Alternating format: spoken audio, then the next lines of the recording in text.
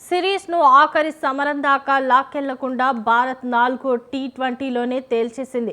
శుక్రవారం జరిగిన మ్యాచ్లో సూర్యకుమార్ సేన 15 పరుగులతో ఇంగ్లాండ్పై గెలిచి ఇంకో మ్యాచ్ మిగలకుండానే సిరీస్ కైవసం చేసుకుంది. మొదట నిర్ణీత 20 ఓవర్లలో 9 వికెట్ల నష్టానికి భారత్ 181 పరుగులు చేసింది. Hardik Pandya player of the మ్యాచ్గా నిలిచాడు. శివం దూబే 7 ఫోర్లు 2 సిక్స్లతో మెప్పించారు.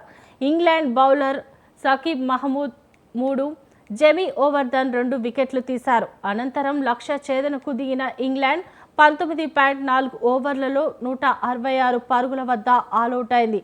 హ్యారీ బ్రూక్ డకెట్ ఉన్నంతసేపు దంచేశారు. అయితే గత మ్యాచ్ మాదిరి వరుణ్ చక్రవర్తి స్పిన్ మలుపు మరుగున పడకుండా దూబే స్థానంలో కన్కషన్గా వచ్చి హర్షిత్ రాణా, రవి బిష్నోయ్ ఫేస్ స్పిన్లో వైవిధ్యం ఇంగ్లాండ్ లక్ష్యానికి దూరం చేసింది.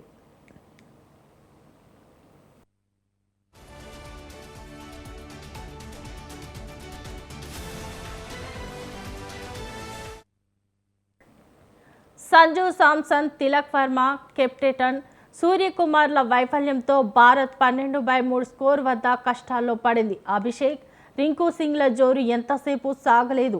ఈ దశలో దూబే, పాండ్యా 6వ వికెట్కు వేగంగా 87 పరుగులు జోడించారు. 27 బంతుల్లో హార్దిక్, 31 బంతుల్లో దూబే అర్ధ సెంచరీలు సాధించారు. దీంతో భారత్ పోరాడే లక్ష్యం నిర్దేశించగలిగింది. మరోవైపు డకెట్, సాల్ట్లు ధాటిగా ఛేదన ఆరంభించారు.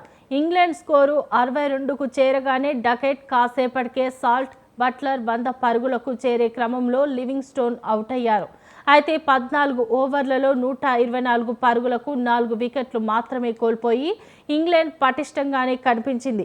ఈ దశలో 15వ ఓవర్ వేసిన వరుణ్ క్రీజులో పాతుకుపోయిన బ్రూక్లో బ్రైడెన్ కార్స్లను అవుట్ చేయడంతో 30 బంతుల్లో 49 పరుగుల సమీకరణం విజయానికి ఊపిరిపోసింది. బిష్నోయ్, రాణాలు వరుసగా వికెట్లు తీయడంతో ఇంగ్లాండ్కు ఓటమి తప్పలేదు.